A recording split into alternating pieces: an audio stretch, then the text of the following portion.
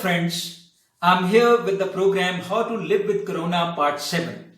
Today the topic of discussion will be standard operating procedures for health and safety of teaching staff, non-teaching staff and students in the colleges and universities in the regime of COVID-19. As you know friends, that our educational institutions are closed from March 15 and our admissions are standstill, our examinations are standstill, and we are not able to impart the teaching to the students offline. There are a number of issues which have been cropped up during this period. The most important question today is how to open these educational institutions. The World Health Organization, UNICEF, and the International Federation for Red Cross and Red Cross Society has issued certain standard operating procedures to be followed by the educational institutions to open up. Today we will discuss that. It is most important that before opening of the colleges and universities, a certificate of completion through checklist should be taken by the Health Ministry to ensure that our educational institutions are safe for our teaching, non-teaching staff and the students. So therefore, it is necessary that the standard operating procedures with the checklist should be issued by the universities to the affiliated colleges so that we can ensure that our educational institutions are safe for our students, faculty and the non-teaching staff. 4 kinds of SOPs can be prescribed for that. First kind of is standard operating procedure to be followed before opening of the institutions. Second is standard operating procedure to be followed while running the institutions. Third, standard operating procedure to be followed daily after the closure of the institutions, and standard operating procedure to be followed for daily and weekly review of the situations in the wake of COVID-19. Friends, it is very much necessary before opening of the institutions, our faculty, our students and non-teaching staff must be equipped with the proper knowledge of COVID-19. As you know that the COVID-19 is caused by a new strain of coronavirus, a virus that is linked to some family of viruses as severe acute respiratory syndrome and some types of common cold. There are 2 kinds of situation as far as the symptoms are concerned. We are finding the patients with the symptomatic conditions, and some kind of non-symptomatic patients are also found, which is a very, very dangerous situation. As far as the symptomatic patients are concerned, they have the symptoms like fever, cough, shortness of breath difficulties, so where the testing is required.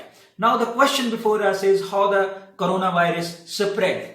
This disease is transmitted through a direct contact with the respiratory droplets of an infected person, which is generated through a coughing and sneezing. It also spread with the touching of surfaces which is contaminated with the virus, and touching the face. For example, when we touch our eyes, when we touch our nose and mouth, it can be spread off by after touching the surface. So virus may survive on the surfaces for various several hours, but simple disinfectant can kill it. So it is very much necessary that the precautions should be taken to disinfect this virus and kill that virus before it is spread off. Currently, there is no treatment available as the vaccine for the COVID-19 is still not available.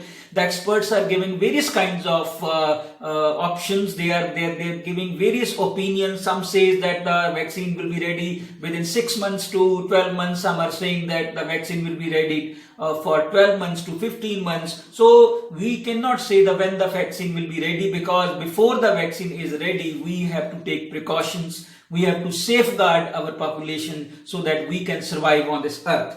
Some are saying that the situation is taking turn from pandemic to the endemic situation. So therefore, some standard operating procedures to be followed by the higher educational institution before it is open up. Now we will discuss the various standard operating procedures to be followed before opening of the institutions. The first and foremost thing is the institutions which has been declared as a quarantine centers, which has been established as a quarantine centers, they should not be opened up. And if they have to open up, we must shift such quarantine centers so that the disease should not affect it. Secondly, we have to establish various multiple entry gates for entry and exit of the students with the sanitization machines at every gate so that the full body sanitization can be ensured of the students, faculty and the non-teaching staff.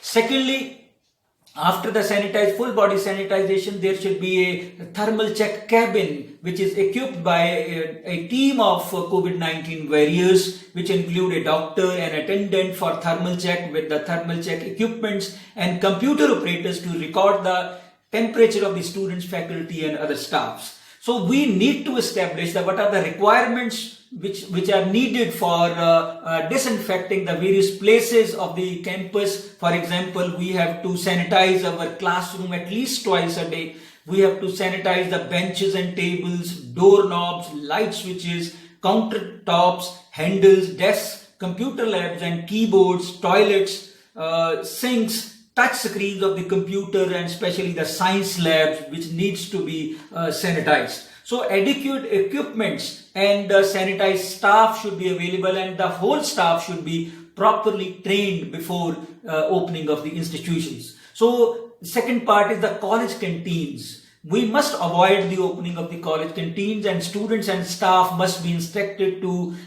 bring their lunch and water bottle with them, so that they should not use the canteen. But if it is unavoidable, the proper sanitization and the hygiene must be maintained. A team should be established in the college campus which can look after the operations of the canteen, so that it can be ensured that the canteen is safe, because it is observed that in canteens a lot of students gathered. There is a possibility of the non-type of the social distance. The social distances can be broken there. So therefore it is necessary that we must avoid the opening of the canteen.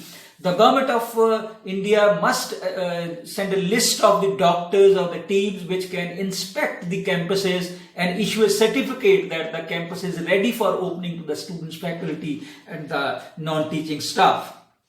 So as far as the sitting plan in the classes, that should be arranged in such a way that 1 meter distance in every desk has to be made, or only one student on every desk should be allowed to sit, so that the social distancing can be maintained. So there is a need to set up a health desk in the college with full-time doctor, nurse, attendant, and all basic facilities. So it should be ensured that there is no quarantine center in the colleges. So these are the certain standard operating procedures which needs to be followed before opening of the institutions, and universities must take a certificate from the head of the institution that they have followed this SOP before opening the institution. Secondly, when institutions are open, then we have to follow again a SOP. For example, we must follow the policy of entry and exit. Full body sanitization at the entry level, thermal check up and record to be maintained for the every student and faculty members, so that when they exit also the record should be maintained, so that we can monitor the health of every member of this institution, either students and faculty and the non-teaching staff.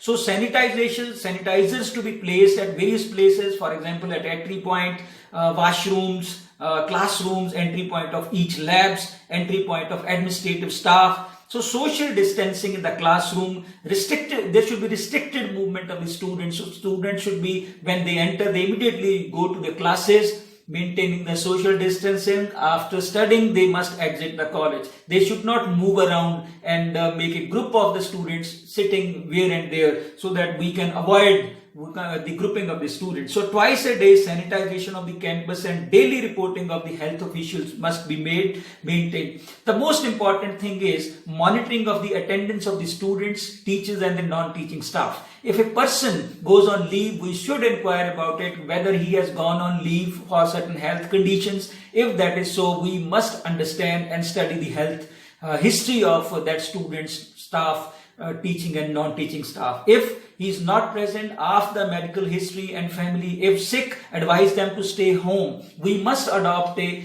liberal leave policy for the students and the faculty and the non-teaching staff, and the faculty and non-teaching staff should be given with pay leave, so that we can save our students and other faculty members from any kind of disease to spread. So do not insist on regular attendance if found some medical history or disease.